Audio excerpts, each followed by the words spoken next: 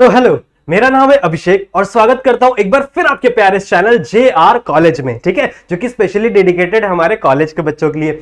जैसा कि आपको पता है कि आपकी 11th की एग्जाम बहुत ही नजदीक आने वाली है। सही है, आपके कुछ ही टाइम में एग्जाम आने वाले। जैसा कि आपको पता है कि ऑलरेडी मैं आपको बहुत सारे बायोलॉजी के लेसन पढ़ा चुका हूं और कुछ एक दो लेसन बाकी रह गए थे जो कि मैं आपका कंप्लीट कराने वाला हूं। ठीक है, आज हम लोग स्टार्ट कर रहे हैं हमारा बहुत ही एक प्यारा सा एक नया सा चैप्टर जिसका नाम है that is excretion and osmoregulation. ठीक है, एक्सक्रीशन एंड ऑस्मोरेगुलेशन की बात करेंगे, जिसमें हम लोग मेनली बात करेंगे ह्यूमन एक्सक्रीटरी सिस्टम की। ठीक है, ह्यूमन एक्सक्रीटरी सिस्टम में इसको हम लोग पूरा का पूरा खत्म करने की कोशिश करेंगे। अराउंड 2 से 3 लेक्चर्स में खत्म हो जाएगा। ठीक है, ज्यादा टेंशन लेने की जरूरत नहीं है। आपके एग्जाम बहुत ही पास आ गया तो आपको मन लगा के पढ़ाई करना है और जितनी जितनी चीजें मैं आप लोगों को लेक्चर में बता रहा हूं, सबसे पहले इस लेक्चर को एंड तक देखना है आप लोग को। ठीक है, हर एक चीज आपके एग्जाम के लिए इंपॉर्टेंट है। सही है, जितनी चीजें मैं आप लोग को बता रहा हूं उतनी चीजें आप लोग को चीजों को नोट डाउन करनी है, अपने बुक में लिखनी है और हर एक चीज को आपको मेमोराइज करके रखना है, क्योंकि एमसीक्यूज में भी ऐसे ही क्वेश्चंस आ सकते हैं और आपके जो बड़े वाले क्वेश्चंस आते हैं ना क्वेश्चन आंसर्स में, उसके ऊपर भी इन्हीं टॉपिक्स के ऊपर क्वेश्चन पूछे जाएंगे।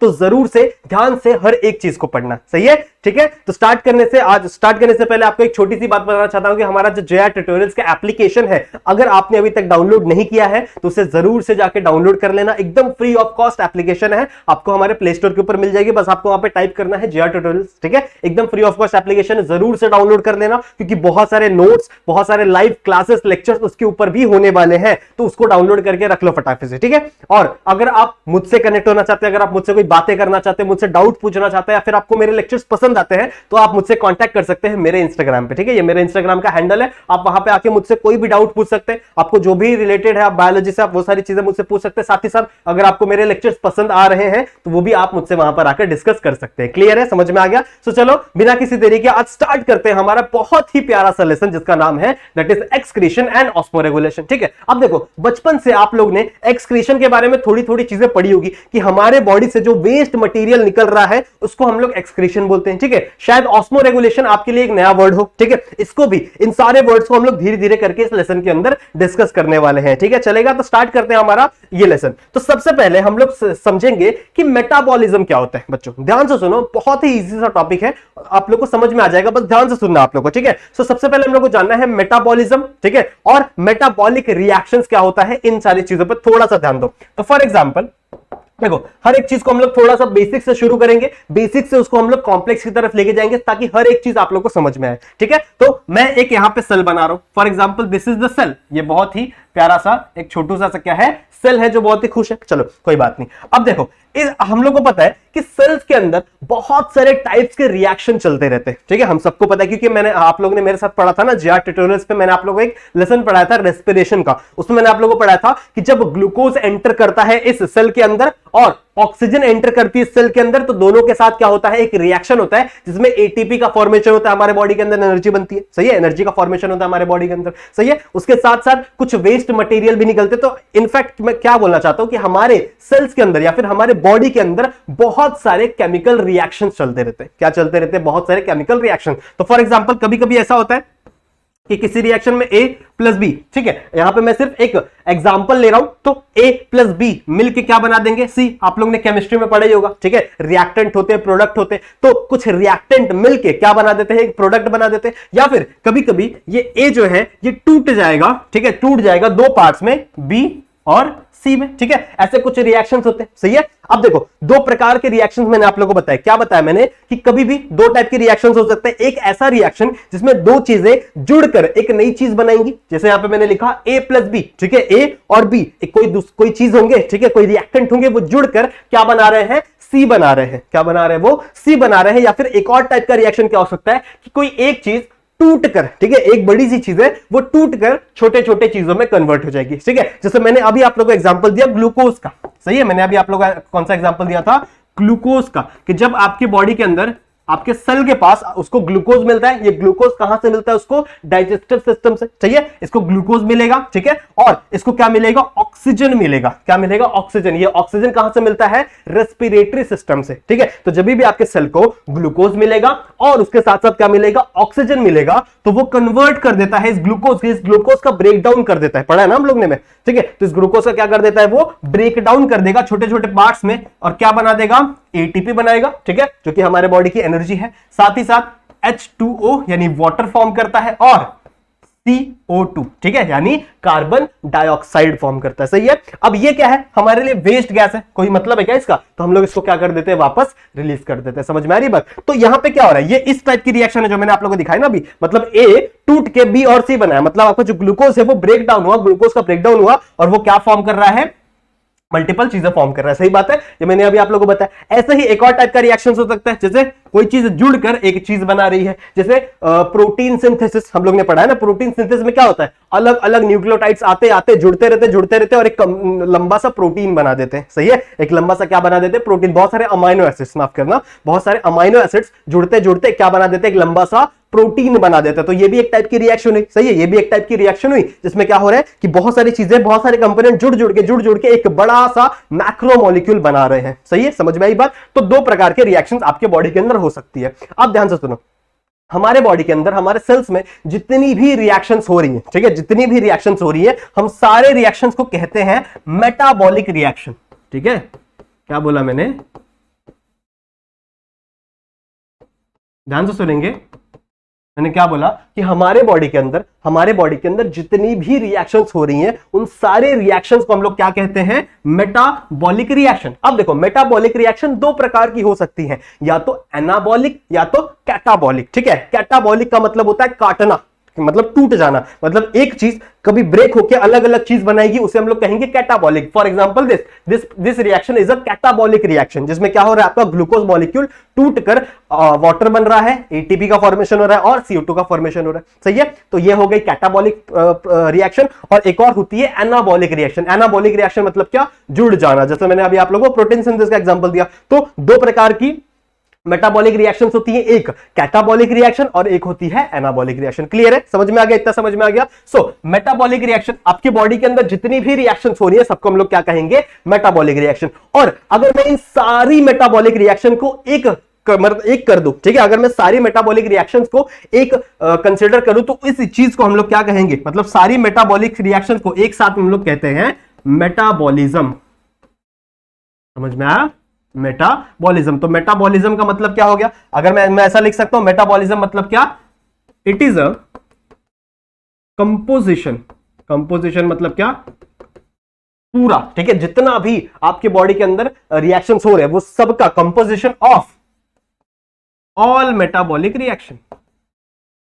ऑल मेटाबॉलिक रिएक्शन मतलब आपके बॉडी के अंदर जितने भी मेटाबॉलिक रिएक्शंस हो रहे हैं उन सबको एक साथ में हम लोग क्या कहते हैं, मेटाबॉलिज्म। ठीक है, इतनी बातें समझ में आ गई। अब देखो, जब भी कोई मेटाबॉलिक रिएक्शंस होती है, चाहे वो एनाबॉलिक हो चाहे वो कैटाबॉलिक हो, हर रिएक्शन में एक वेस्ट जनरेट हो जाता है। ठीक है, हर रिएक्शन में क्या जनरेट होता है, एक वेस्ट मटेरियल जनरेट होता है। जैसे फॉर एग्जांपल यहां पे कुछ भी एक स्टार जनरेट हो गया, एक स्टार बना रहा हूं, ठीक है। सो दिस स्टार, ठीक है, ये जो मैंने बनाया है, it is a waste product of this reaction. ठीक है, ये क्या है, इस रिएक्शन का वेस्ट प्रोडक्ट है। अब वेस्ट प्रोडक्ट क्या कोई भी अपने बॉडी के अंदर रखता है, जैसे हमारे घर में जब हम लोग खाना बनाते हैं, कुछ भी करते हैं, तो एक वेस्ट जनरेट होता है। ठीक है, कचरा जनरेट होता है। तो क्या उस कचड़े को हम लोग अपने घर में रखते हैं सजा के? नहीं, उसको हम लोग क्या कर देते हैं, बाहर जाके म्युनिसिपैलिटी का जो एरिया होता है वहां पे जाके फेंक देते हैं ना हम लोग। ठीक है, जहां पे भी गार्बेजिंग का एरिया होता है वहां पे हम लोग जाके उसे फेंक देते हैं। सही है, तो वही आपकी बॉडी भी करना चाहती है। आपकी बॉडी क्या करना चाहती है, जिस भी रिएक्शन में जो भी वेस्ट मटेरियल, ठीक है, जो भी वेस्ट मटेरियल जनरेट हो रहा है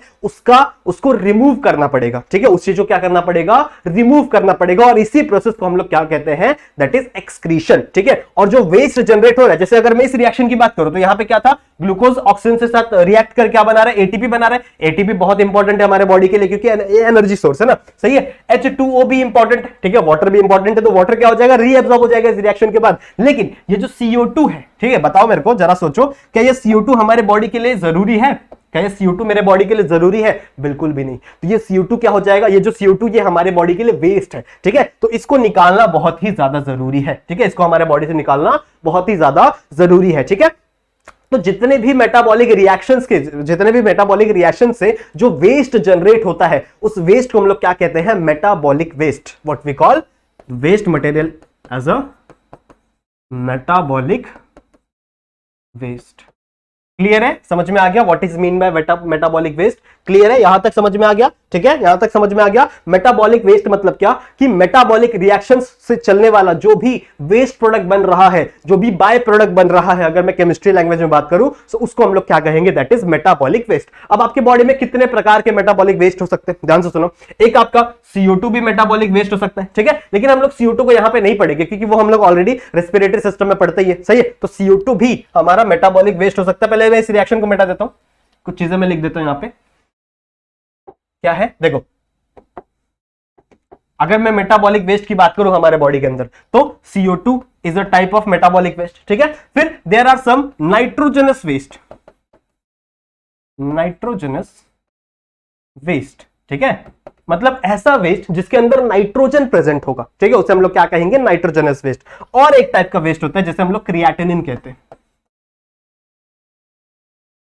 क्रिएटिनिन क्या होता है? देखो, हमारे जो बॉडी के अंदर जो मसल सेल्स होते हैं उसके अंदर एक, हम लोग बोल सकते हैं, एक अमाइनो एसिड प्रेजेंट होता है जिसको हम लोग क्रिएटिन बोलते हैं। तो जब भी क्रिएटिन रिएक्शन करेगा मसल सेल्स के अंदर तो वहां पे एक वेस्ट जनरेट होगा जिसे हम लोग क्या कहेंगे? Creatinine. So these are some examples of metabolic waste, ठीक है, these are some examples of metabolic waste, जिसमें क्या हो सकता है? आपका CO2 आ सकता है, ठीक है, आपका नाइट्रोजनस वेस्ट आ सकता है और आपका क्रिएटिन आ सकता है, क्रिएटिनिन आ सकता है, सही है। तो देखो, CO2 के बारे में तो हम लोग नहीं पढ़ने वाले इस लेसन में, क्यों? क्योंकि इसको हम लोग ऑलरेडी रेस्पिरेटरी सिस्टम में पढ़ते ही है, ठीक है। CO2 हमारे बॉडी से कैसे निकलता है, जब आप नेक्स्ट ईयर आओगे 12th स्टैंडर्ड में तो उस टाइम पे आप पढ़ोगे, क्योंकि वहां पे एक मेजर टॉपिक दिया हुआ है रेस्पिरेशन का। तो CO2 कैसे आपके बॉडी से निकलता है वो सब कुछ हम लोग किसके अंदर पढ़ेंगे? रेस्पिरेशन में पढ़ेंगे। इस लेसन के अंदर मेनली हम लोग को किस पर फोकस करना है? दैट इज नाइट्रोजनस वेस्ट पे और क्रिएटिनिन पे, ठीक है। किस पे फोकस करना है? नाइट्रोजनस वेस्ट पे और क्रिएटिनिन वेस्ट पे। क्लियर है, समझ में आ गया?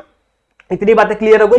धीरे धीरे हम लोग चलेंगे, हर एक चीज धीरे धीरे हम लोग समझेंगे, सब कुछ समझ में आएगा, ठीक है। तो समझ में आ गया, नाइट्रोजनस वेस्ट जनरेट होता है हमारे बॉडी के अंदर। नाइट्रोजन वेस्ट मतलब क्या? जिसके अंदर नाइट्रोजन प्रेजेंट हो, ठीक है, जिसके अंदर नाइट्रोजन प्रेजेंट हो उसे मैं क्या कहूंगा? Nitrogenous waste. क्लियर है। अब हम लोग ये देखेंगे कि नाइट्रोजनस वेस्ट जनरेट कैसे हो रहा है, ठीक है। अभी तो आप लोग को CO2 वाला तो समझ में आ गया कि CO2 कैसे जनरेट होता है। भैया, ग्लूकोज दिया, उसको मैंने O2 से रिएक्ट किया, ATP बना, वाटर बना और CO2 बन गया, ठीक है। CO2 आपको समझ में आ गया कैसे जनरेट हो रहा है, लेकिन आपको ये नहीं पता अभी तक कि नाइट्रोजनस वेस्ट कैसे जनरेट होता है, ठीक है। तो सबसे पहले हम लोग देखेंगे कि फॉर्मेशन ऑफ नाइट्रोजनस वेस्ट, ठीक है, नाइट्रोजनस वेस्ट कैसे बनता है, ठीक है। देखो, आपके बॉडी के अंदर एक ऑर्गन होता है जिसे हम लोग कहते हैं लिवर, है सबके बॉडी में? गुड, होना ही चाहिए, ठीक है। तो आपके बॉडी के अंदर एक ऑर्गन है जिसे हम लोग क्या कहते हैं? लिवर। अब देखो, लिवर क्या करता है? लिवर अमाइनो एसिड की ब्रेकडाउन करवाता है, ठीक है। लिवर क्या करता है? अमाइनो एसिड का ब्रेकडाउन करवाता है और उसको कन्वर्ट करता है ग्लूकोज के अंदर। देखो, जब भी आपके बॉडी को ग्लूकोज की जरूरत होगी, अगर आपने, अब देखो, नॉर्मली हर टाइम आप खाना नहीं खा रहे होते, ठीक है, आपके बॉडी को ग्लूकोज कहां से मिलते हैं? जब आप खाना खाते हो। लेकिन क्या 24 घंटे आप 24 घंटे खाना खाते हो क्या? नहीं, हम हमेशा खाना नहीं खाते। तो हमेशा देखो, जब आप खाना खाए वो तो आपका एब्जॉर्ब हो गया, इसके अंदर जितना भी ग्लूकोज था वो तो सब एब्जॉर्ब हो गया। लेकिन जब आप खाना नहीं खा रहे होते हो, जब आपको बहुत जोर से भूख लगी लेकिन आपको खाना नहीं मिल रहा है, तो उस टाइम पे भी तो आपकी बॉडी को एनर्जी चाहिए। तो उस टाइम पे आपकी बॉडी को एनर्जी कहां से मिलेगी? तो there are some stored glucose, ठीक है, कुछ स्टोर्ड ग्लूकोज होते हैं, उसको क्या करेगा आपका बॉडी? कन्वर्ट करेगा वापस ग्लूकोज में और उसको क्या करेगा? ATP का फॉर्मेशन करेगा। तो 10th स्टैंडर्ड में हम लोग ने पढ़ा है, ठीक है, 12th स्टैंडर्ड में भी पढ़ोगे तुम लोग कि अमाइनो एसिड से भी ग्लूकोज बनाया जा सकता है, ठीक है। अमाइनो एसिड का स्ट्रक्चर आप लोगों को पता होना चाहिए। देखो, अमाइनो एसिड का स्ट्रक्चर कैसे होता है? यहां पे होता है R, ठीक है। R क्या होता है? एक कोई भी अल्काइल ग्रुप, यहां पे ले लो, एक सेकेंड, यहां पे C, ठीक है, इधर आएगा COOH, ठीक है। COOH मतलब क्या?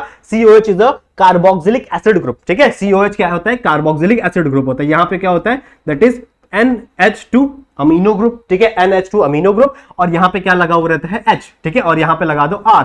R क्या हो गया आपका? कोई भी अल्काइल ग्रुप। देखो, बड़े सारे टाइप के अमाइनो एसिड्स होते हैं, तो अलग अलग टाइप्स के अमाइनो एसिड्स में क्या होगा, क्या डिफरेंट होगा? सिर्फ ये R डिफरेंट होगा, ठीक है। R आप लोगों को पता है ना, अल्काइल ग्रुप, जिसमें कोई भी, चाहे CH3 लगा दो, मीथेन लगा दो, इथेन लगा दो, कुछ भी लगा सकते हो, आपको इसको चेंज करना है। बाकी जितने भी अमाइनो एसिड्स है, ठीक है, जितने भी अमाइनो एसिड्स है उसमें ये ऊपर वाला पार्ट सेम रहेगा, ठीक है, ऊपर वाला पार्ट सेम रहेगा। इसे ही कहते हैं हम लोग अमाइनो एसिड्स, ठीक है। आप लोग ने बायोमोलिक्यूल्स में पढ़े होंगे। तो देखो, अमाइनो एसिड्स जिसमें ये वाला पार्ट आपका अमाइनो है और COH क्या होता है? एसिड होता है। सही, हम लोग ने पढ़ा था, कार्बोक्सिलिक एसिड का फॉर्मेशन है, कार्बोक्सिलिक एसिड का एक फॉर्म है, सही है। तो देखो, जब भी आपके बॉडी को ग्लूकोज की जरूरत पड़ेगी, ठीक है, आपके बॉडी को जब भी किसकी जरूरत पड़ेगी? ग्लूकोज की जरूरत पड़ेगी, तो आपका बॉडी क्या करेगा? इस अमाइनो एसिड को ब्रेक करेगा। कौन ब्रेक करेगा बॉडी के अंदर? लिवर। ठीक है, कौन ब्रेक करेगा? लिवर ब्रेक करेगा। और जैसे ये ब्रेक करेगा तो ये क्या करता है, इस NH2 यहां ये देखो, ये वाला पार्ट अलग हो जाता है, ये वाला पार्ट अलग हो जाता है। ठीक है, और ये जो NH2 वाला पार्ट है, दैट इज अमाइनो वाला पार्ट है, वो क्या हो जाता है? अलग हो जाता है। सही बात है। अब ये जो ये वाला पार्ट है, ठीक है, जो कार्बोक्सिलिक एसिड वाला पार्ट है, इससे आपका बॉडी आगे चल के ग्लूकोज बना देगा। ठीक है, इससे आपका बॉडी क्या चल के आगे चले क्या बना देगा? ग्लूकोज बना देगा। इस प्रोसेस को क्या कहते हैं? इसे कहते हैं ग्लूकोनियोजेनेसिस। ठीक है, जिसको नहीं पता है जान लो, दैट इज ग्लूकोनियोजेनेसिस। ठीक है, देखो ग्लूको मतलब क्या? ग्लूकोज का जेनेसिस फॉर्मेशन हो रहा है। जेनेसिस मतलब क्या? फॉर्मेशन। नियो, ठीक है, नियो को तुम लोग ऐसे याद रख सकते हो कि ये ग्लूकोज बनाने का एक नया तरीका। नॉर्मली इससे ग्लूकोज नहीं बनता था। ठीक है, नॉर्मली ऐसे ग्लूकोज नहीं बनता था। नॉर्मली स्टार्च से ग्लूकोज बनता है, लिपिड से ग्लूकोज बनता है, लेकिन यहां पे किससे बन रहा है? देखो, अमाइनो एसिड से। तो ये एक नया तरीका है ग्लूकोज बनाने का। तो ऐसे तुम लोग याद रख सकते हो, दैट इज ग्लूकोनियोजेनेसिस। क्लियर है? समझ में आ गया? तो ये जो ये वाला पार्ट है, ये वाला पार्ट तो भैया यूजफुल हो गया। इससे आगे चले क्या बन गया? ग्लूकोज। लेकिन बचा हुआ ये जो पार्ट है, ठीक है, दैट इज NH2, ये क्या हो गया? वेस्ट हो गया। मतलब यहां पे इसका आगे कोई भी यूज नहीं है। और आप लोग देख रहे हो कि इसके अंदर क्या प्रेजेंट है? दैट इज नाइट्रोजन प्रेजेंट है। इसके लिए ये जो वेस्ट है, इसको हम लोग क्या कहते हैं? That is nitrogenous waste. ठीक है, समझ में आ गया? ये जो वेस्ट है, दैट इज यही हो गया हमारा नाइट्रोजनस। क्लियर है? समझ में आ गया? ठीक है, समझ में आ गया? इतनी बातें समझ में आ गई। अब देखो, 3 प्रकार के नाइट्रोजनस वेस्ट होते हैं। ठीक है, 3 प्रकार के नाइट्रोजनस वेस्ट होते हैं। ध्यान से सुनेंगे सारे बच्चे। जो सबसे पहला है दैट इज अमोनिया, NH3, जिसे हम लोग क्या कहते हैं? अमोनिया। ठीक है, ammonia is a type of a nitrogenous waste. ठीक है, जो कि एक वेस्ट के फॉर्म में बाहर निकल सकता है आपकी बॉडी से। फिर नेक्स्ट है दैट इज यूरिया। ठीक है, नेक्स्ट क्या है? यूरिया। और लास्ट होता है that is uric acid. Uric acid. देखो, ये 3 प्रकार के नाइट्रोजनस वेस्ट बॉडी के अंदर फॉर्म होते हैं। एक लीवर फॉर्म करता है। देखो, यूरिया बनाना बहुत ही आसान है। ठीक है, यहां पे पहले से NH2 था, बस आपको क्या करना है? एक H+ लगाना। ठीक है, एक H+ का मॉलिक्यूल इसमें लगा दो, ये क्या बन जाएगा? अमोनिया। लेकिन अमोनिया जो होता है वो बहुत ही ज्यादा टॉक्सिक होता है। ध्यान से सुनो, जो अमोनिया है, it is highly toxic.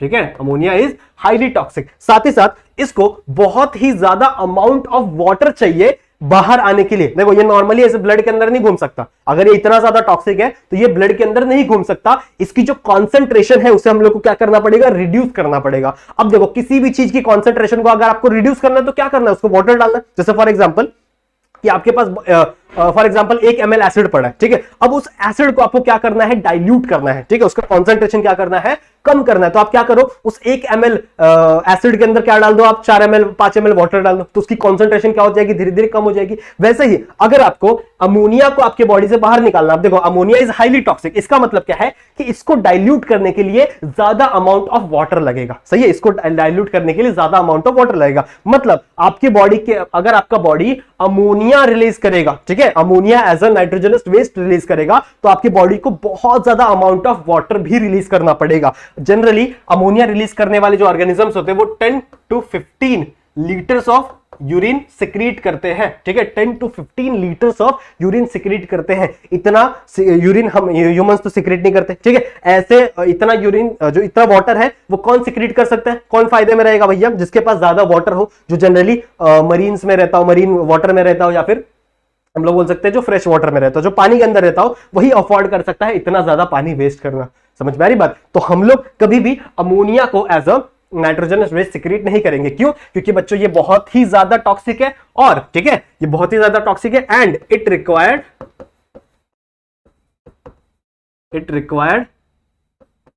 Large amount of water. समझ में आई बात? इतना क्लियर है? ठीक है, अमोनिया बहुत ही ज्यादा। अब देखो, अगर मैं ह्यूमंस की बात करूं, अब आप लोग पूछोगे सर ह्यूमंस का क्या फिर? ठीक है, ह्यूमंस कैसे रिलीज करते हैं? तो ह्यूमंस क्या करते हैं? देखो, ह्यूमंस क्या करेंगे, इसको थोड़ा सा मिटा देता हूं। इस अमोनिया को ध्यान से सुनो, ये जो अमोनिया है, ठीक है, ये जो अमोनिया है, ये यहां से एक साइकिल में जाता है। ठीक है, यहां से एक साइक्लिक प्रोसेस होती है जिसको हम लोग बोलते हैं यूरिया साइकिल। हम लोग क्या बोलते हैं? Urea cycle. और अमोनिया जैसे ही इस यूरिया साइकिल के अंदर जाता है, यहां से जाता तो अमोनिया है, लेकिन निकलता क्या है? यूरिया। सो यूरिया, अगर मैं ह्यूमन की बात करूं, अगर ये लिवर का अगर ये जो लिवर ह्यूमन का होता तो ये कौन सा नाइट्रोजनस वेस्ट सिक्रेट करता? ये सिक्रेट करता बच्चों यूरिया। ठीक है, यूरिया क्यों सिक्रेट कर रहा है बच्चों? क्योंकि it is less toxic than ammonia. ठीक है, it is less toxic than ammonia. समझ में आ रही है बात? अगर ये आप लोगों को क्लियर नहीं दिख रहा है तो मैं पीछे लिख के दिखा दूंगा, कोई दिक्कत की बात नहीं, आप लोगों को हर एक चीज समझ में आएगी। बस आपको सब कुछ नोट डाउन करते चलना है। जितनी जितनी चीजें मैं आप लोगों को बता रहा हूं उतनी उतनी चीजें क्या करना है, आप लोगों को नोट डाउन करते हुए चलना है। सही है, समझ में आ रहा है? तो अगर मैं ह्यूमंस की बात करूं तो ह्यूमंस का नाइट्रोजनस वेस्ट क्या होता है? That is urea. ठीक है, उनका नाइट्रोजनस वेस्ट क्या होता है? यूरिया। यूरिया हम लोग सिक्रेट करते हैं क्योंकि यूरिया में इतना ज्यादा वाटर नहीं लगता है, देखो अमोनिया के लगता है वाटर, लेकिन अमोनिया के कंपैरिजन में लेस वाटर लगता है। एक ह्यूमन जो होता है वो अप्रोक्सीमेटली 1 या फिर 1 से लेके 1.5 लीटर्स ऑफ यूरिन प्रोड्यूस करता है पर डे। ठीक है, आप लोग सोच रहे होंगे इतना यूरिन करते हो। ठीक है, समझ में आ रही बात? तो एक पर्सन जनरली 1 से लेके 1.5 लीटर्स ऑफ यूरिन प्रोड्यूस करता है। समझ में आ रही बात? तो इतना वाटर जरूरी है। ठीक है, इतना वाटर जरूरी है आपके यूरिया को डिसॉल्व करने के लिए। ठीक है, क्योंकि ये भी टॉक्सिक है, लेकिन ये अमोनिया से थोड़ा सा कम टॉक्सिक है। क्लियर है? समझ में आ गई बात? इतना समझ में आ गया तो मैं आप लोगों को पीछे लिख के सारी चीजें बता दूं। ठीक है, इतना आई होप आप लोगों को चीजें समझ में आ गई होगी। ठीक है, समझ में आ गया? समझ में आ गया। अगर मैं यूरिया की फॉर्मूला बताऊं तो इसका फॉर्मूला क्या है? That is NH2CO NH2। ठीक है, समझ में आई बात? NH2CO NH2, या फिर आप लोग इसको ऐसे भी लिख सकते हो, यहां बॉन्ड बढ़ा दो, डबल बॉन्ड। ठीक है, this is the formula of urea. Clear है? समझ में आ गया? सो अगर मैं कहां गया, अगर मैं टाइप्स ऑफ नाइट्रोजनस वेस्ट की बात करूं तो कितने टाइप्स के अभी हम लोग ने डिस्कस किया ना। सबसे पहला क्या था? That is ammonia. सही है? ठीक है, दूसरा क्या था? यूरिया। मेरे साथ साथ बोलेंगे सारे बच्चे। ठीक है, अपने मन में मेरे साथ साथ सब लोग बोलो कि अभी हम लोग ने चीजें डिस्कस की है, कितने टाइप्स के नाइट्रोजन से वेस्ट होते हैं। अभी हम लोग ने डिस्कस किया, एक था आपका अमोनिया, एक था यूरिया और एक था दैट इज यूरिक एसिड। ठीक है, एक था अमोनिया, एक था यूरिया और एक है यूरिक एसिड। क्लियर है? इतना समझ में आ गया? इतना समझ में आ गया? आप देखो मैंने क्या बताया था, जो अमोनिया है, ठीक है, ammonia it is highly toxic. ये सब कुछ आप लोगों को लिखना है अपनी बुक में। It is highly toxic. अच्छा, मैंने सिर्फ टॉक्सिक लिख दिया।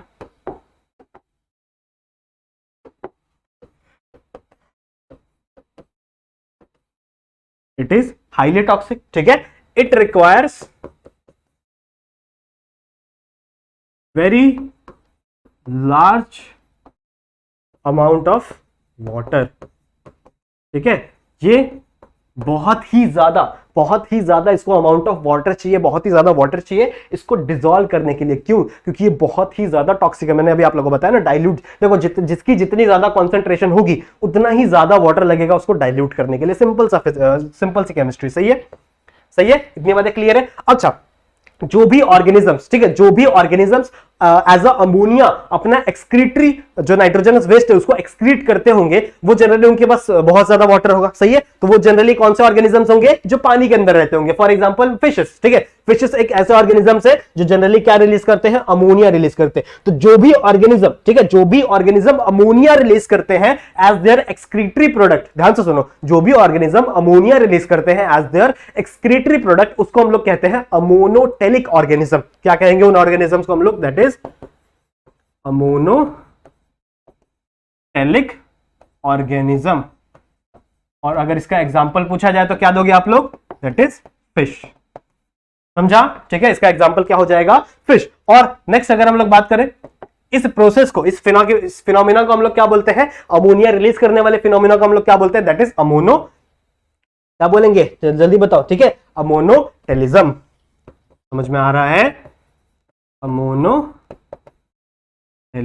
क्लियर है? इतना समझ में आ गया? तो इतने पॉइंट्स क्लियर है। जो भी ऑर्गेनिज्म, ठीक है, जो भी ऑर्गेनिज्म अमोनिया रिलीज करेगा, सबसे पहली बात, अमोनिया बहुत ही ज्यादा टॉक्सिक होता है और इसको बहुत ही ज्यादा अमाउंट ऑफ वाटर चाहिए डिसॉल्व करने के लिए। सही है? तो अराउंड 10 to 15 लीटर्स। तो जो भी ऑर्गेनिज्म अमोनिया रिलीज करेगा वो उसका जो यूरिन होगा वो अराउंड कितना रहेगा? 10 to 15 लीटर्स पर डे। ठीक है, 10 to 15 litres per day. Clear है? उसके बाद क्या है, ऐसे ऑर्गेनिज्म जो अमोनिया रिलीज कर रहे हैं उसे हम लोग क्या कहेंगे, दैट इज अमोनोटेलिक ऑर्गेनिज्म। सही है, उन्हें हम लोग क्या कहेंगे, अमोनोटेलिक ऑर्गेनिज्म। और इस प्रोसेस को, इस फिनोमेना को हम लोग क्या कहेंगे, दैट इज अमोनोटेलिज्म। क्लियर है? इसका एग्जांपल आप दे सकते हो, दैट इज फिश। क्लियर है? समझ में आ गया? इतनी चीजें क्लियर है। तो अब मैं इन चीजों को मिटा दूंगा क्योंकि मुझे यूरिया के बारे में भी लिखना है। तो इसको एक बार फटाक से आप लोग क्या कर लो, नोट डाउन कर लो। फटाक से सारे बच्चे क्या करेंगे, इसको नोट डाउन करेंगे। क्लियर है? समझ में आ गया? ठीक है, समझ में आ गया। चलो चलो चलो, इसको मिटा देता हूं।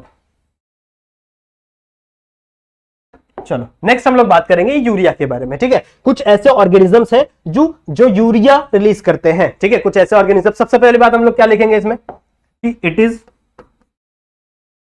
Less toxic. अभी भी टॉक्सिक है लेकिन it is less toxic then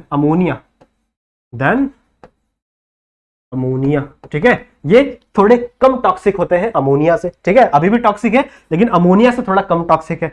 hence it require less amount of water. ठीक है, it require less amount of water as compare to ammonia. कितना लगता है इनको, अराउंड 1 to 1.5 लीटर। ठीक है, अराउंड 1 to 1.5 लीटर। मतलब ऐसे ऑर्गेनिजम्स जिनके पास अच्छा खासा पानी रहता है लेकिन वो पानी ज्यादा वेस्ट नहीं कर सकते, ऐसे ऑर्गेनिजम्स क्या रिलीज करते हैं, दैट इज यूरिया रिलीज करेंगे। क्लियर है? ठीक है, ऐसे ऑर्गेनिज्म जो यूरिया रिलीज कर रहे हैं उन्हें हम लोग कहेंगे यूरियोटेलिक ऑर्गेनिज्म। क्या कहेंगे उसे हम लोग, यूरियोटेलिक ऑर्गेनिज्म। और इसका अगर एग्जांपल पूछा जाए सो इसका एग्जांपल, बेस्ट एग्जांपल है ह्यूमंस। ठीक है, humans are the best example for the ureotelic organism. ठीक है, बिकॉज वी रिलीज यूरिया। हम क्या रिलीज करते हैं अपने नाइट्रोजनस वेस्ट में, यूरिया। इसका फॉर्मूला मैंने आप लोग को अभी बताया, दैट इज, कहां लिखे, यहां लिख दें।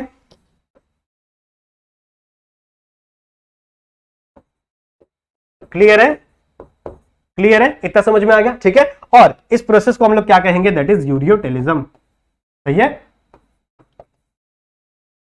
यूरियोटेलिज्म। क्लियर है? समझ में आ गया? ठीक है, समझ में आ गया? इतनी बातें क्लियर है। आप ह्यूमन एग्जांपल दे दो, मैमल्स एग्जांपल दे दो, चलेगा, क्योंकि जितने भी मैमल्स हैं वो सबके सब क्या रिलीज करते हैं, यूरिया ही रिलीज करते हैं। जितने भी मैमल्स हैं वो सारे के सारे क्या रिलीज करते हैं, यूरिया ही रिलीज करते हैं। क्लियर है? इसका भी एक बार स्क्रीनशॉट फटाफट ले लेना। ठीक है, फटाफट इसका भी स्क्रीनशॉट ले लेना। अब लास्ट हम लोग बात करते हैं अपने, लास्ट इसका भी, इसको मिटा देता हूं मैं।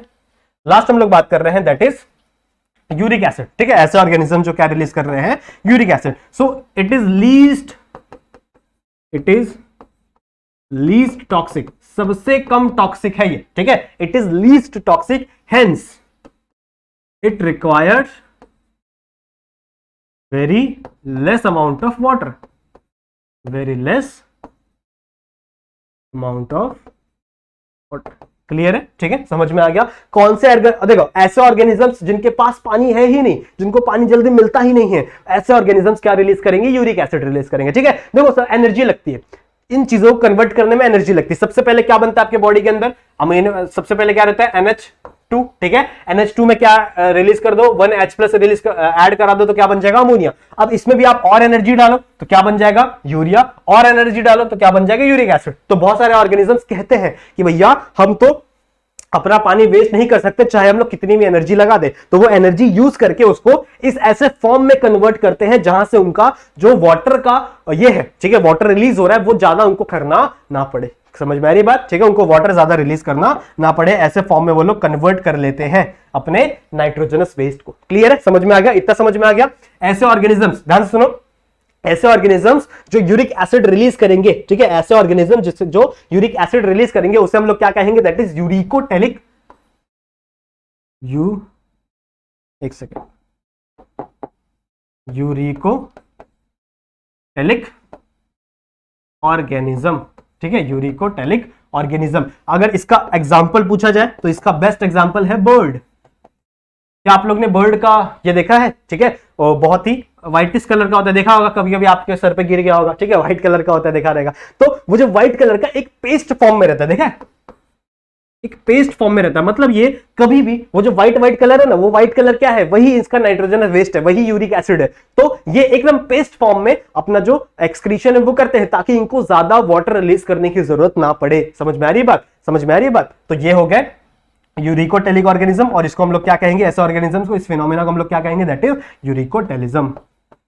यूरिको, क्लियर है, समझ में आ गया। आई होप आप लोग को इतनी चीजें समझ में आ गई होंगी कि कितने टाइप्स के नाइट्रोजनस वेस्ट है और कौन कौन से ऑर्गेनिजम्स उसको रिलीज कर रहे हैं और उसका रीजन क्या है। समझ में आ गई बात। आज इस लेसन के अंदर हम लोग मेनली फोकस करेंगे इस यूरिया के ऊपर। क्यों? क्योंकि हम लोग को पढ़ना है ह्यूमन एक्सक्रीटरी सिस्टम, ठीक है। और भी कुछ चीजें दी हुई है लेकिन उसको हम लोग लास्ट में खत्म करेंगे। पहले हम लोग सबसे पहले खत्म करेंगे दैट इज हमारा ह्यूमन एक्सक्रीटरी सिस्टम। क्लियर है, समझ में आ रहा है, ठीक है। आई होप आप लोगों को चीजें समझ में आ रही होंगी। तो सबसे पहले हम लोग स्टार्ट करते हैं हमारा that is human excretory system. देखो ह्यूमन एक्सक्रीटरी सिस्टम में मैंने आप लोगों को बताया कि जो लिवर है, लिवर क्या करेगा, सबसे पहले जो अमाइनो एसिड है उसको ब्रेक करेगा, तो एसिड वाला पार्ट अलग हो गया, वो आगे चले ग्लूकोज बनाएगा। जो अमाइनो वाला पार्ट है वो वेस्ट होने वाला है, ठीक है। तो वो सबसे पहले वो किसके अंदर जाएगा, यूरिया साइकिल में जाएगा, सही है। और वो यूरिया साइकिल में यूरिया साइकिल के बाद किस में कन्वर्ट होगा, यूरिया के अंदर कन्वर्ट होगा। ये सब कुछ कन्वर्जन किसके अंदर चल रहा है, लीवर के अंदर ही चलेगा, ठीक है। ये यूरिया साइकिल वाला सब कुछ किसके, देखो ये वाली चीजें, ये सब कुछ किसके अंदर होंगी, दैट इज लिवर के अंदर ही होंगी। तो लिवर ही आपका क्या फॉर्म करने वाला है,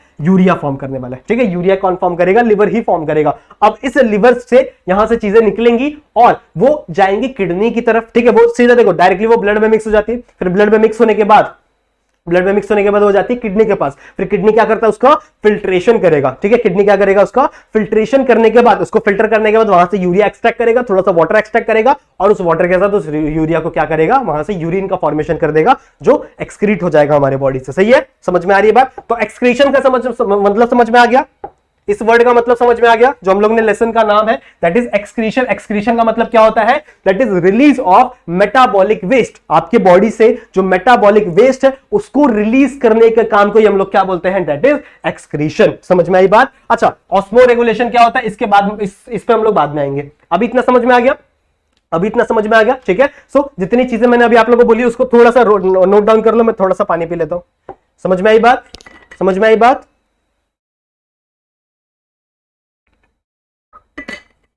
ओके, तो चलो स्टार्ट करते हैं।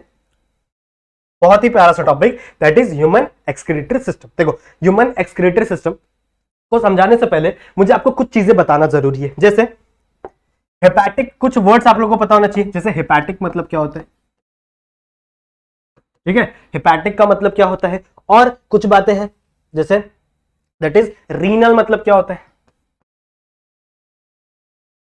ठीक है। रीनल मतलब क्या होता है, वेन्स मतलब क्या होते हैं, आर्टरीज मतलब क्या होते हैं। आप लोगों ने ये सारी चीजें बचपन में पढ़ी जरूर होंगी, ठीक है, जरूर पढ़ी होंगी, लेकिन आप लोग को इसके मतलब अभी ज्यादा ध्यान से नहीं पता होंगे। बहुत सारे बच्चों को पता होंगे, लेकिन जिनको नहीं पता है उनके लिए बता रहा हूं, ठीक है। हेपैटिक मतलब क्या होता है, देखो ध्यान से सुनो। जो भी चीज, ठीक है, जो भी चीज आपके लिवर से जुड़ी हुई है, ठीक है, जो भी चीज आपके लिवर से जुड़ी हुई है उसे हम लोग क्या कहेंगे, हेपैटिक। समझ में आ रही बात। जैसे लिवर्स के सेल को हम लोग कहते हैं हिपैटोसाइट्स, ठीक है। जितने भी लिवर्स के सेल्स होते हैं ना उन्हें हम लोग क्या कहते हैं, हिपैटोसाइट्स। समझ में आ रही बात। तो जितनी भी लिवर से चीजें जुड़ी हुई होंगी उसे हम लोग क्या कहेंगे, दैट इज हेपैटिक, या फिर उनके सेल्स को हम लोग क्या बोलते हैं, हेपैटोसाइट। क्लियर है। वैसे अगर रीनल की बात करें तो रीनल किसके लिए यूज करते हैं हम लोग वर्ड, रीनल हम लोग वर्ड यूज करते हैं किडनी के लिए। तो जहां पे भी रीनल वर्ड का उपयोग किया जाए, जहां पे भी रीनल वर्ड का यूज किया जा रहा है, इसका मतलब वो कहीं ना कहीं किडनी से रिलेटेड है। सही है। जहां पे भी हिपैटिक वर्ड का यूज किया जा रहा है वो कहीं ना कहीं किससे रिलेटेड है, दैट इज लिवर से रिलेटेड है, ठीक है। अब देखो वेन्स मतलब क्या होते हैं और आर्टरीज मतलब क्या होते हैं। देखो ये क्या है, ब्लड वेसल्स एक टाइप के। ये मिटा दो, ठीक है, ये आप लोगों को समझ में आ गया ना। तो इस चीज को मिटा देता हूं। अब देखो इसका मतलब आप लोगों को पता है, ये एक टाइप के क्या है, ब्लड वेसल्स, मतलब ब्लड को लेके जाने वाले रास्ते, ठीक है, ब्लड को लेके जाने वाले रास्ते। सही है। अब हम लोग को पता है, ध्यान सुनेंगे, हम लोग को पता है कि हमारे पास एक हार्ट होता है, ठीक है, जो कि एक्चुअली ये हार्ट का डायग्राम नहीं है, बट कोई बात नहीं, हम लोग समझते हैं। देखो हार्ट का फंक्शन क्या है, हार्ट का फंक्शन है जो हमारे बॉडी के अंदर ब्लड है उसको पंप करना, ठीक है, और उसको पंप करके कहां पहुंचाना, हमारे बॉडी के जितने भी ऑर्गन्स हैं उन तक पहुंचाना, ताकि उनको ऑक्सीजन मिल सके। रेस्पिरेशन में पढ़ा हम लोग ने। सही है। तो देखो अभी हम लोग हार्ट में थोड़ा सा ज्यादा डिटेल में नहीं जाऊंगा, बस मैं आप लोगों को ऊपर से पढ़ा रहा हूं कि हार्ट से एक वेसल निकलेगी, ठीक है, हार्ट से एक वेसल निकलेगी जो कि बॉडी के ऑर्गन्स तक जाएगी। कहां जाएगी, बॉडी के ऑर्गन्स तक जाएगी, और ऑर्गन्स को क्या दे देगी, ये ऑक्सीजन, ठीक है, ऑर्गन्स को क्या दे देगी? ऑक्सीजन। और ऑक्सीजन देने के बाद, ठीक है, ऑक्सीजन देने के बाद एक ब्लड वेसल दूसरी बनेगी और वो वापस कहां जाएगी? हार्ट की तरफ, ठीक है, वो वापस किसकी तरफ जाएगी? हार्ट की तरफ जाएगी। वैसे ही सेम टू सेम हार्ट से एक दूसरी ब्लड वेसल निकलेगी, ठीक है, दूसरी ब्लड वेसल निकलेगी और वो किसकी तरफ जाएगी? दैट इज अवर लंग्स के पास। किसके पास जाएगी? लंग्स के पास। क्यों भैया? क्योंकि उसको ऑक्सीजन चाहिए। सही है। अब देखो ये यहां से आया, ऑक्सीजन लेके आया और ऑर्गन को दे दिया। अब जैसे उसने ऑर्गन को ऑक्सीजन दे दिया, इसके पास ऑक्सीजन खत्म हो गया ना, अब ये वापस किसके पास जाएगा? लंग्स के पास जाएगा और वहां से क्या लेकर आएगा? ऑक्सीजन लेकर आएगा। तो लंग्स से वापस क्या आती है? एक वेसल्स आती है जो क्या कर देती है? दैट इज ऑक्सीजन दे देती है। अब देखो वेन्स क्या होते हैं और आर्टरीज क्या होते हैं, ध्यान से सुनो, सबका मतलब समझ में आएगा। जो भी चीज देखो, जो भी वेसल्स ब्लड को हार्ट से दूर लेकर जा रहे हैं, ध्यान से सुनो, समझ में आएगा, ठीक है।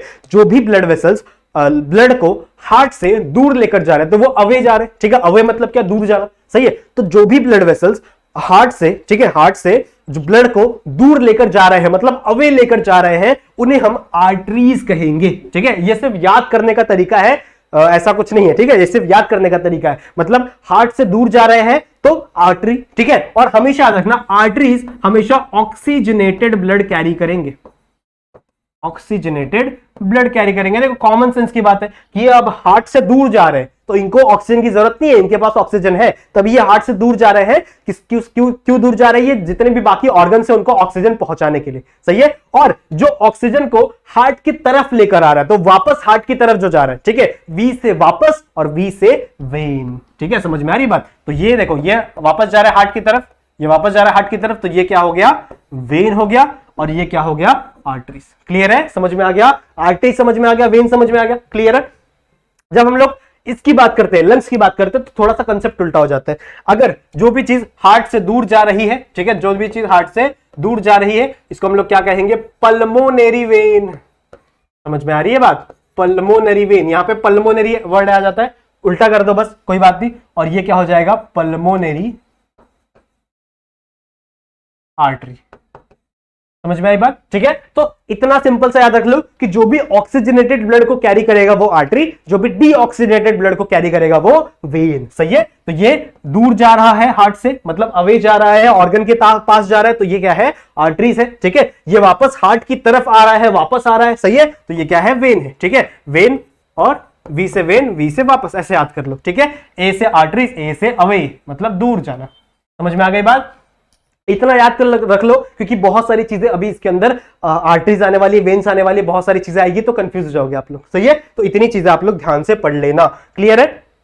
अच्छा, और भी बहुत सारी चीजें होती है जिसके अंदर, जैसे यहाँ पे वेना कावा होती है, जो सबसे बड़ी वेन होती है उसे हम लोग वेना कावा कहते हैं। जो सबसे बड़ी आर्टरी होती है इसको हम लोग एओर्टा कहते हैं। सही है। तो वो भी चीजें थोड़ा सा ध्यान रखना। इन सारी चीजों को हम लोग 12th स्टैंडर्ड में डिटेल में पढ़ेंगे, जब सर्कुलेशन वाला चैप्टर आएगा, या फिर आप लोग ने 10th स्टैंडर्ड में या 9th स्टैंडर्ड में थोड़ी थोड़ी चीजें इसके बारे में ऑलरेडी पढ़ रखी होंगी। सही है। समझ में आया? समझ में आया? तो अब आ जाओ, इसके ऊपर आ जाते हैं, ठीक है, हमारे ह्यूमन एक्सक्रीटरी सिस्टम के ऊपर आ जाते हैं। देखो ध्यान से सुनो, हमारे ह्यूमन एक्सक्रीटरी सिस्टम में, ठीक है, ह्यूमन एक्सक्रीटरी सिस्टम में ऊपर साइड में, ठीक है, ऊपर साइड में अराउंड जो हमारा 12th थोरैसिक रिब होता है ना, ठीक है, आप लोग देखोगे तो यहाँ पे हमारा वर्टिब्रल कॉलम होता है, ठीक है, वर्टिब्रल कॉलम होता है। तो अगर मैं किसी की बॉडी बनाऊं फॉर एग्जांपल, ठीक है, हंसना मत मेरे डायग्राम पे, कुछ नहीं, बहुत अजीब सा बन गया, चलो कोई बात नहीं, कोई बात नहीं, ठीक है। तो देखो ये मेरे बॉडी की जो पूरी कैविटी है, जो मेरे बॉडी की जो पूरी कैविटी है उसे हम लोग क्या बोलते हैं? सीलोम। सही है, सीलोम। अब ये जो आपका सीलोम है ये दो पार्ट में डिवाइड है, एक थोरैसिक कैविटी, ठीक है, और कैसे डिवाइडेड है? यहाँ पे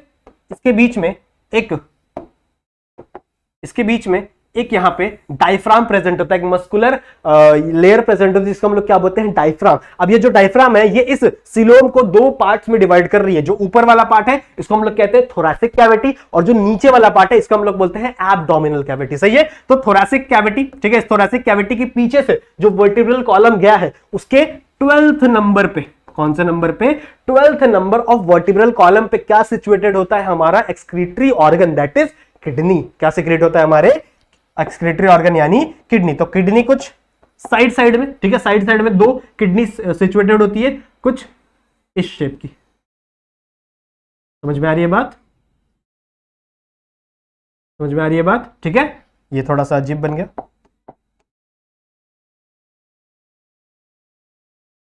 समझा? ठीक है, तो किडनी कहां पे सिचुएटेड है मैंने अभी आप लोगों को बताया, 12th थोरैसिक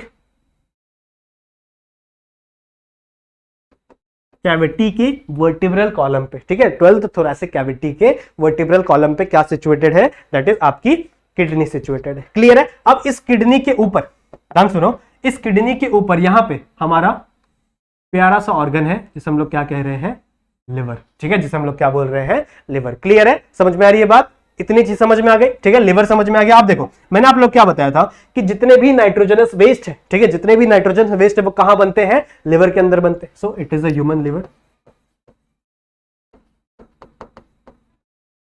ठीक है, अब इसके अंदर क्या बना आपका, नाइट्रोजनस वेस्ट बना, मतलब यहां पे जो अमाइनो एसिड था COOH और यहां पे क्या था NH2, ये H और ये R। सही है? इतना समझ में आया?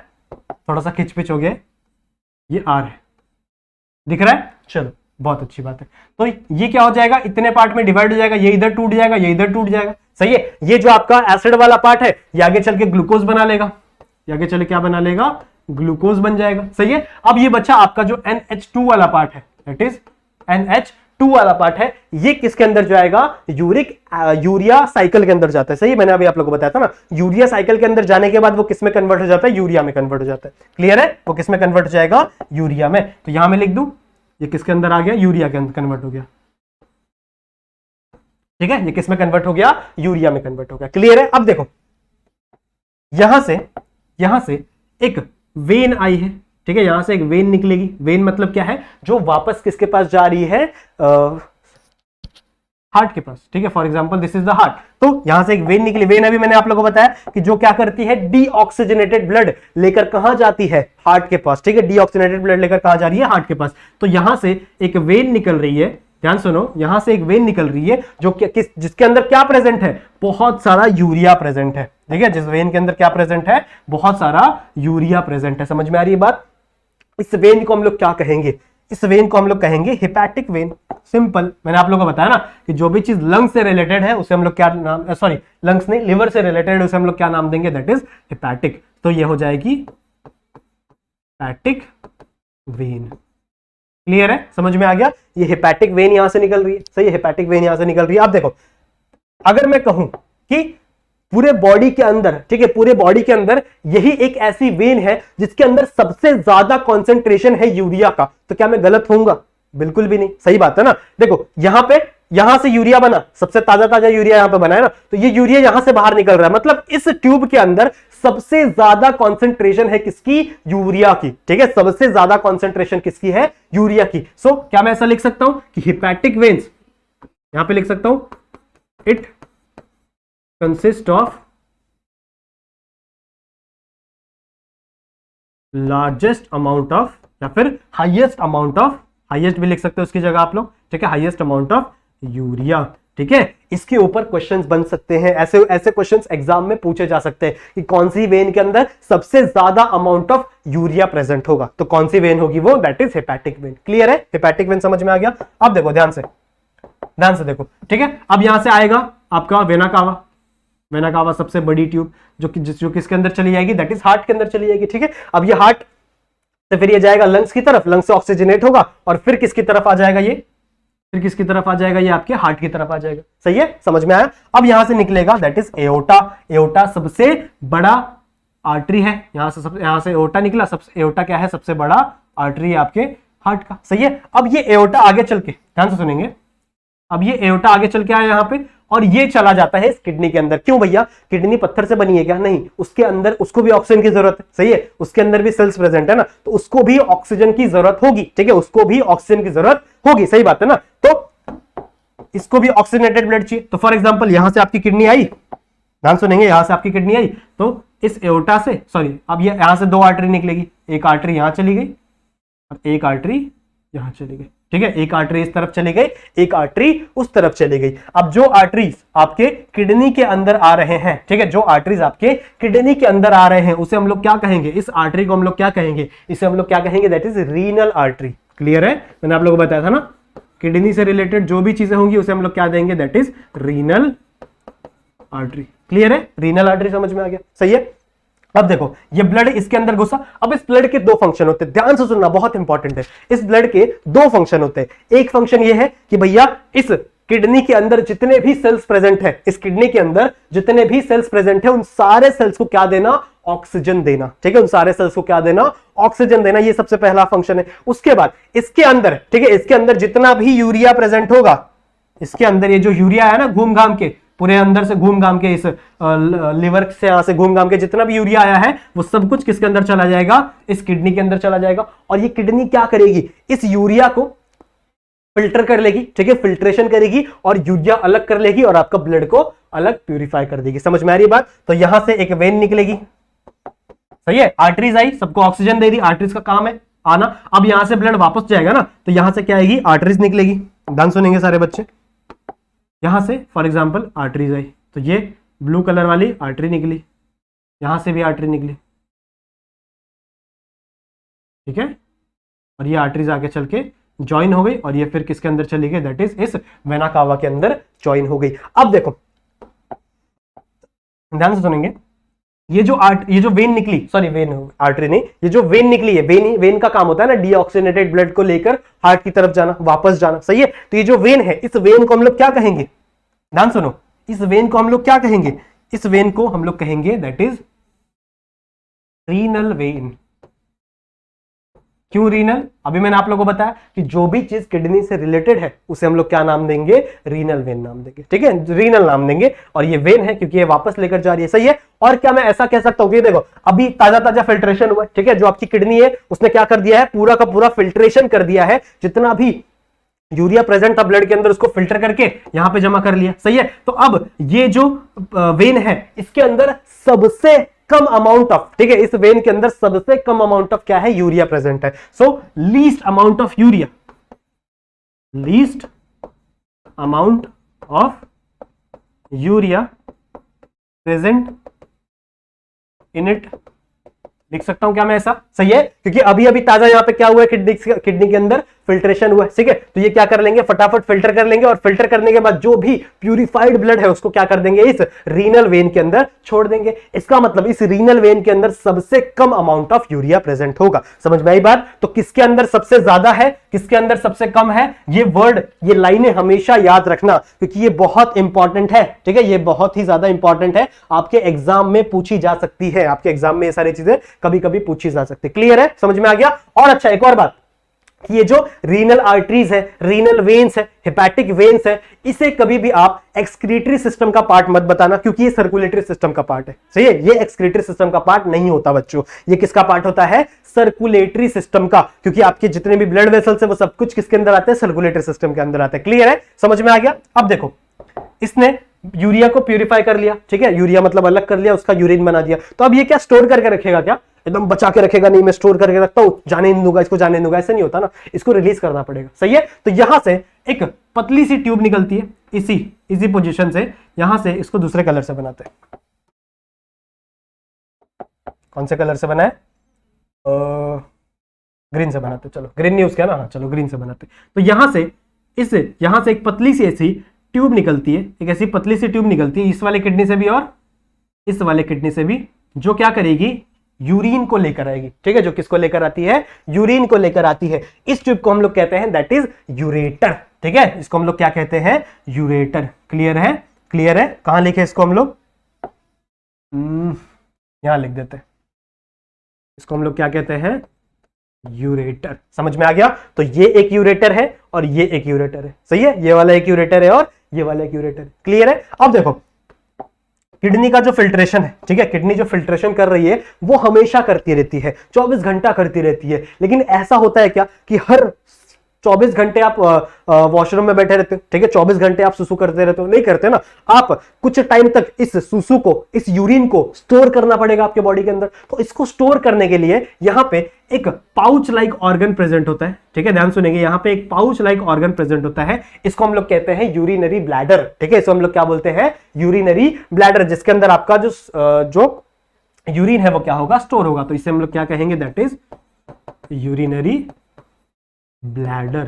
समझ में आ रही है बात? ठीक है, समझ में आ रही है बात? या फिर मेरे को इसको अलग लिखना चाहिए था, इसको कहीं और लिखना चाहिए था, ठीक है। इसको कहाँ लिखें, साइड में लिखते हैं, क्योंकि वहां पे मुझे और भी चीजें बतानी है। तो इसको मैं यहां लिख देता हूं, दैट इज यूरिनरी ब्लैडर। सब कुछ नोट डाउन करते चलना, ठीक है बच्चों, सब कुछ नोट डाउन करते चलना, क्योंकि बहुत ज्यादा खचपच मच सकती है मेरे डायग्राम में। कभी कभी मेरे डायग्राम में बहुत ज्यादा खचपच मच भी जाती है, तो जितनी भी चीजें मैं लिखवा रहा हूं वो हर एक चीज देखते चलना, हर एक चीज लिखते चलना। क्लियर है, समझ में आई बात। और ये जो यूरेटर है, ये जो यूरिनरी ब्लैडर है, ये सब कुछ एक्सक्रीटरी सिस्टम का पार्ट बनेगा। क्लियर है, समझ में आई बात। और अब देखो, यहां से एक और ट्यूब ऐसे नीचे आएगी, यहां से एक और ऐसे ट्यूब नीचे आएगी, और लास्ट में यहां पे क्या होगा, आपका जो यूरिन है वो क्या हो जाएगा, यहां से बाहर निकल जाएगा। ठीक है, जब भी यहाँ पे ये जो आपका यूरिनरी ब्लैडर भर जाता है तो आपके ब्रेन को सिग्नल जाता है कि यार अब मुझे सुसु करनी है, तो फटाक से आपका क्या होता है, ये जो यूरिनरी ब्लैडर है यहां से क्या रिलीज हो जाता है, आपका यूरिन रिलीज हो जाता है एक ट्यूब के थ्रू। ठीक है, इस ट्यूब के थ्रू रिलीज होता है। इस ट्यूब को हम लोग क्या कहते हैं बच्चों, इस ट्यूब को हम लोग कहते हैं दैट इज यूरेथ्रा। ठीक है, इस ट्यूब को हम लोग क्या कहेंगे, यूरेथ्रा। क्लियर है, लिख दूं यूरेथ्रा, समझ में आ गया। ठीक है, so this is the complete your human excretory system. ठीक है, जिसके अंदर क्या क्या आते हैं, देखो लिवर नहीं आएगा, लिवर भी नहीं आएगा एक्सक्रीटरी सिस्टम में। ये जो वेन्स है इसको भी आप कभी भी एक्सक्रीटरी सिस्टम का पार्ट नहीं बताएंगे। तो कौन कौन सी चीजें आएगी ह्यूमन एक्सक्रीटरी सिस्टम में, 2 किडनी आएंगे, ठीक है, 2 किडनी आएंगे, 2 यूरेटर आएंगे, ठीक है, 2 किडनी, 2 यूरेटर, ओके, एक यूरिनरी ब्लैडर और एक यूरेथ्रा। ठीक है, ध्यान से सुनो, वापस सुनो, 2 किडनी, 2 किडनी, एक सॉरी 2 किडनी, 2 यूरेटर, एक यूरिनरी ब्लैडर और एक यूरेथ्रा। ठीक है, कभी कभी ऐसे क्वेश्चंस भी एमसीक्यू में पूछे जा सकते हैं, तो ध्यान से समझ लो, ध्यान से समझ लो कौन कौन सी चीजें होंगी। देखो ऐसे क्वेश्चन आ सकते हैं that human excretory system consist of, कौन कौन सी चीजें प्रेजेंट होगी ह्यूमन एक्सक्रीटरी सिस्टम में। सबसे पहला क्या है, 2 किडनी, ठीक है, 2 kidney, 2 ureter, a single urinary bladder और एक सिंगल यूरेथ्रा। ठीक है, कोई भी बच्चा एग्जाम में 2 यूरिनरी ब्लैडर नहीं लिख के आएगा, कोई बच्चा एग्जाम में 1 किडनी नहीं लिख के आएगा। समझ में आ रही बात। ये नंबर्स भी आप याद रखना, कितने किडनीज प्रेजेंट होते हैं, कितने यूरिनरी ब्लैडर प्रेजेंट होते हैं, कितने यूरेथ्रा और कितने यूरेटस। क्लियर है, ऐसे क्वेश्चंस भी एग्जाम में बन जाते हैं कभी कभी। क्लियर है, समझ में आ गया। इसको एक बार फटाफट नोट डाउन कर लेना और इसका भी एक बार स्क्रीनशॉट फटाक से ले लेना सब लोग। क्लियर है, समझ में आ गया। सो आई होप आप लोगों को ये वाला स्ट्रक्चर एकदम अच्छे से समझ में आ गया होगा। ठीक है, एकदम अच्छे से समझ में आ गया होगा। क्लियर है, आपका यूरिनरी ब्लैडर एक और चीज समझ लो, स्मूथ मसल से बना हुआ रहता है।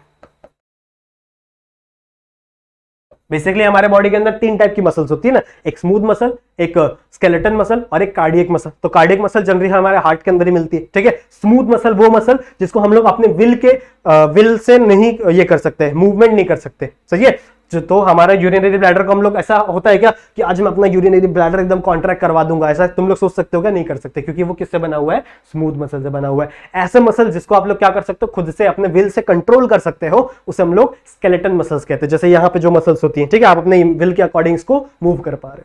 क्लियर है, समझ में आ गया। तो मैं साइड में हट जाता हूं, इसका फटाफट क्या कर लो आप लोग, स्क्रीनशॉट ले लो। ठीक है, फिर कुछ छोटी छोटी बातें हैं, उसको बताने के बाद इस लेक्चर को आज हम लोग यहीं पे खत्म करेंगे। इसके बाद वाला जो लेक्चर होगा उसमें हम लोग डिटेल में बात करेंगे इस किडनी के ऊपर। ठीक है, इस किडनी का इंटरनल स्ट्रक्चर देखेंगे, कौन कौन सी चीजें इसके अंदर प्रेजेंट होती है, मेडुला प्रेजेंट होता है, कॉर्टेक्स प्रेजेंट होता है, अपना मेडुलरी पिरामिड्स प्रेजेंट होते हैं, वो सारी चीजें हम लोग धीरे धीरे डिस्कस करने वाले हैं। क्लियर है, ये समझ में आ गया, ये रट डाउन कर लिया, ठीक है, नोट डाउन कर लिया। आ जाओ नेक्स्ट टॉपिक पे। ठीक है, नेक्स्ट टॉपिक कुछ छोटी छोटी चीजें समझनी है। ठीक है, जैसे स्ट्रक्चर कैसा होता है, ठीक है, कैसा दिखता है, उसका कलर कैसा होता है किडनी का, ठीक है, वो सारी चीजें हम लोग जान लो। उसके बाद वो कहां पे प्रेजेंट होता है, वो सारी चीजें थोड़ा सा दिमाग में रख लो, क्योंकि इसके ऊपर भी कभी कभी एमसीक्यूज वाले क्वेश्चंस बन सकते हैं। ठीक है, तो सबसे पहले अगर मैं बात करूं इसके लोकेशन की, ठीक है, अगर मैं लोकेशन की बात करूं तो सबसे पहले कहां प्रेजेंट होता है, ये डॉर्सल साइड। कहां प्रेजेंट होगा, ये पीछे साइड प्रेजेंट होता है बच्चों। ठीक है, हमेशा डॉर्सल साइड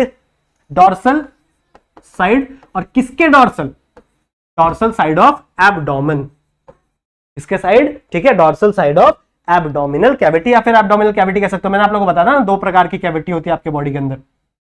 आ गया, ठीक है,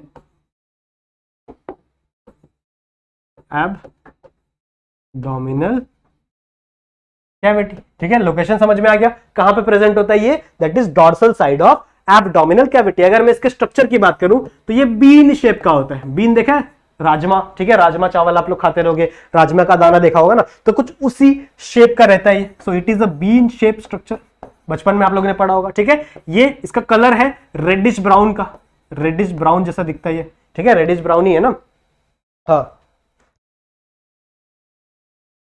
रेडिश ब्राउन इसका कलर है, ठीक है। अगर मैं इसके डायमेंशंस की बात करूं, ठीक है, अगर मैं इसके डायमेंशन की बात करूं तो ध्यान से सुनेंगे, ये भी कभी कभी पूछा जाता है। डायमेंशन कुछ इस शेप का होता है, देखो ये है आपका बीन शेप, ये, ठीक है, थोड़ा सा अजीब बन गया ना, वापस बनाते हैं। क्लियर है, चलो कोई बात नहीं, ऐसे ही बन गया। तो it is a bean shape, ठीक है, बीन शेप का दिख रहा है आप लोग को, ठीक है, बीन शेप का होता है, रेडिश ब्राउन होता है। अगर इसकी स्ट्रक्चर की बात करें, इसके डायमेंशन की बात करें, तो अगर मैं इसके लेंथ देखूं, ठीक है, इसका जो लेंथ होता है, इसका जो लेंथ होता है वो अराउंड 10 to 12 सेंटीमीटर का होता है। कितना? अराउंड 10 से 12 सेंटीमीटर ये लंबा होता है, ठीक है, 10 से 12 सेंटीमीटर ये लंबा होता है। अगर इसकी विड्थ की बात करूं तो ये होता है अराउंड 5 to 7 सेंटीमीटर, ठीक है। इसका लेंथ कितना होता है? 10 to 12 सेंटीमीटर, 5 to 7 सेंटीमीटर इसकी विड्थ होती है। और ये 3D में इमेजिन करो, ठीक है, 3D में इमेजिन करो, ये लेंथ हो गया, ब्रेथ हो गया, और 3D में इमेजिन करो ना, तो कुछ इसकी विड्थ भी तो होगी, समझ में आ रही है बात? तो वो कितनी होती है? ये अराउंड 2 सेंटीमीटर होती है। अराउंड कितनी होती है? 2 सेंटीमीटर, ठीक है, समझ में आ रही है बात? 2 to 3 लिख लो, आपके बुक में जैसा दिया हुआ है वैसा ही लिखो भाई, 2 to 3 सेंटीमीटर। क्लियर है? तो ये इसकी डायमेंशन हो गई। उसके बाद ये आपको सस्पेंडेड वाला पार्ट दिख रहा है, जो ऐसे झुका हुआ है, ये वाला पोजीशन दिख रहा है, इसी पोजीशन से ही, ठीक है, इस पोजीशन से ही जितनी भी रीनल आर्टरीज है, ठीक है, रीनल आर्टरीज भी यहीं से गई हुई है, सही है, रीनल वेन भी यहीं से गई हुई है, ठीक है, और आपका जो यूरेटर था वो भी यहीं से गया हुआ था, सही है। तो ये जो सस्पेंडेड वाला रीजन है, जो कि झुका वाला रीजन है, ठीक है, इसको हम लोग कहते हैं हाइलम। क्या कहते हैं इसको हम लोग? हाइलम। तो ये भी ध्यान में रखना, ठीक है। हाइलम क्या है? जो बीन शेप है ना, जो झुका हुआ शेप है, ठीक है, ये वाला शेप, ऐसा जो सी बन रहा है, सी कर्व बन रहा है, इस कर्व वाले रीजन को हम लोग क्या बोलते हैं? That is hilum. क्लियर है? समझ में आ गया? इतनी बात समझ में आ गई? अच्छा, एक लास्ट चीज, एक स्टेटमेंट दी हुई है आपकी बुक में, that kidney is a retroperitoneal, ठीक है। इसका मतलब क्या होता है? किडनी इज रेट्रोपेरिटोनियल, जान लो, बहुत ज्यादा छोटी सी चीज है लेकिन बहुत इंपॉर्टेंट है, आपका बायोलॉजी स्ट्रांग होगा, ठीक है। सो किडनी इज रेट्रोपेरिटोनियल। देखो पेरिटोनियल क्या होता है, हम लोग को पता है, जितने भी आप लोग ने ऑर्गन्स पढ़े होंगे, जैसे फॉर एग्जांपल ये कोई पर्सन है, ये कोई पर्सन की बॉडी है, ठीक है, ये उसके पैर होंगे, सही है। तो इसके बीच में क्या प्रेजेंट होते हैं? बहुत सारे ऑर्गन्स प्रेजेंट होते हैं। फॉर एग्जांपल यहाँ पे क्या प्रेजेंट होगा? स्टमक प्रेजेंट होगा, ठीक है। कैसे होता है स्टमक?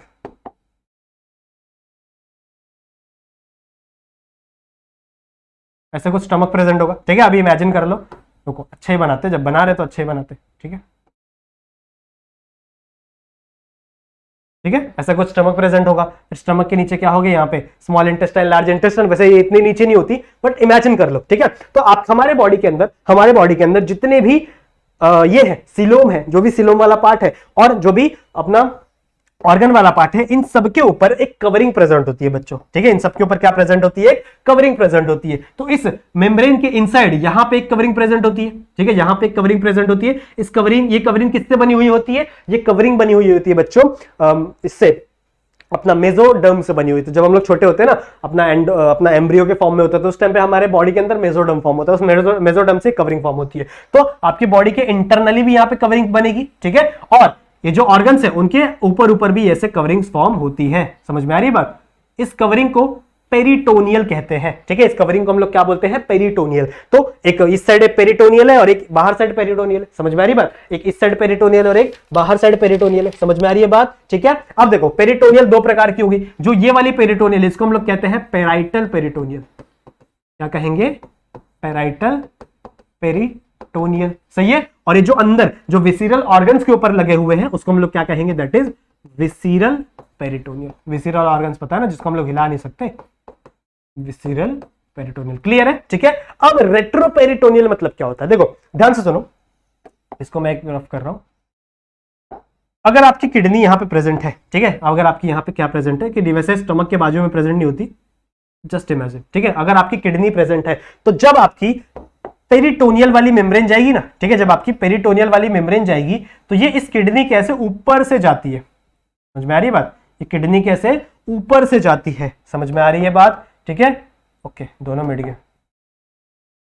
यहां पे भी अगर मैं किडनी बनाऊं, यहां पे भी अगर मैं ऐसे किडनी बनाऊं, तो अगर यहां पे जो पेरेंटल पेरिटोनियन है ये भी इसके ऐसे ऊपर से जाएगा, समझ में आ रही है बात, समझ में आ रही है बात। तो आपका जो किडनी है वो पेरिटोनियल मेम्ब्रेन के पीछे प्रेजेंट होता है, ठीक है, पेरिटोनियल मेम्ब्रेन के बिहाइंड प्रेजेंट होता है, ठीक है, इसीलिए इसको हम लोग क्या बोलते हैं, दैट इज रेट्रोपेरिटोनियल। रेट्रो मतलब क्या, पीछे, ठीक है, बोलते हैं ना हम लोग पुराने जमाने के गाने, रेट्रो सॉन्ग्स मतलब पुराने जमाने के गाने, तो जो पहले वाली चीजें होती है, जो पीछे चीजें होती है, उसको हम लोग क्या बोलते हैं, दैट इज रेट्रो। और पेरिटोनियल तो समझ में आ गया, पेरिटोनियल इस मेम्ब्रेन को बोल रहे हैं, सही है। तो जितने भी ऑर्गन्स पेरिटोनियल मेम्ब्रेन के पीछे प्रेजेंट होंगे उसे हम लोग क्या बोलेंगे, दैट इज रेट्रोपेरिटोनियल। समझ में आ रही बात।